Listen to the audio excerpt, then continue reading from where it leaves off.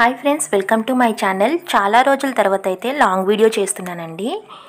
ఈ వీడియో వచ్చి hair fall అవ్వకుండా నేను వాడే హెయిర్ మాస్క్ కోసం చెప్తాను.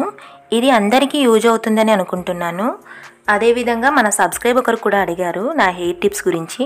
ఈరోజైతే నా హెయిర్ మాస్క్ ఏం వాడుతున్నానో ఈ వీడియోలో చెప్తాను. దీన్ని మనం ఇంట్లో వాడే వాటితోనే ఈజీగా ప్రిపేర్ చేయవచ్చు. ముందుగా ఇలా మెంతులు తీసుకోవాలి. దీన్ని స్టవ్ వెలిగించి మంటను లో ఫ్లేమ్లో పెట్టి ఒక 2 నిమిషాలు మెంతులు కొద్దిగా కలర్ చేంజ్ అయ్యే వరకు వేడి చేయాలి. లేదంటే మెంతులను ఓవర్ నైట్ నానబెట్టి కూడా మిక్స్ పట్టవచ్చు. ఈ విధంగా మనం వేడి చేయడం వలన మనం దీన్ని స్టోర్ చేసుకోవచ్చు. ఎప్పటికప్పుడు మనకు కావాలనుకుంటే నానబెట్టుకొని మిక్స్ పట్టవచ్చు. ఇది హెయిర్ లాస్ అయ్యే వాళ్ళకి ఈ మాస్క్ అయితే చాలా బాగా పనిచేస్తుంది.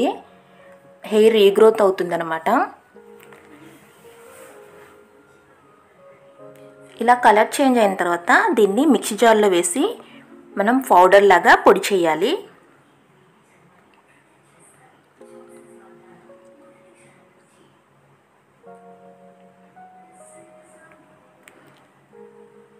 ఈ విధంగా పొడి చేసిన తర్వాత దీన్ని ఒక బౌల్లో మన జుట్టుకి సరిపడా మెంతులు వేసి 1 స్పూన్ తేనె, 2 నుంచి 3 స్పూన్ల పెరుగు వేసుకొని బాగా కలుపుకోవాలి. ఒక 10 మినిట్స్ వరకు అయితే మనం వీటిని నానబెట్టుకోవాలి.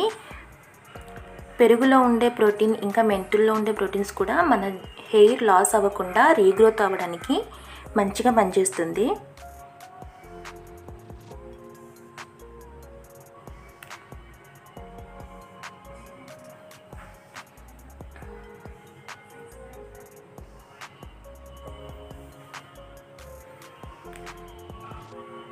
ఒక 10 మినిట్స్ నానబెట్టిన తర్వాత వీటిని నేను ఇప్పుడు చూపిస్తున్న విధంగా కుదుళ్ళ నుంచి ఈ విధంగా రాయాలన్నమాట.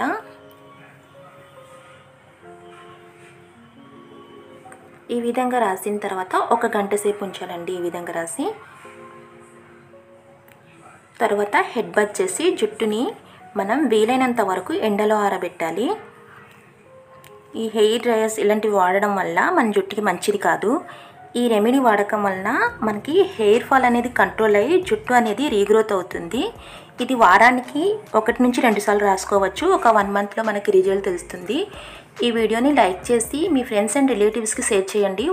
వాళ్ళకు కూడా యూజ్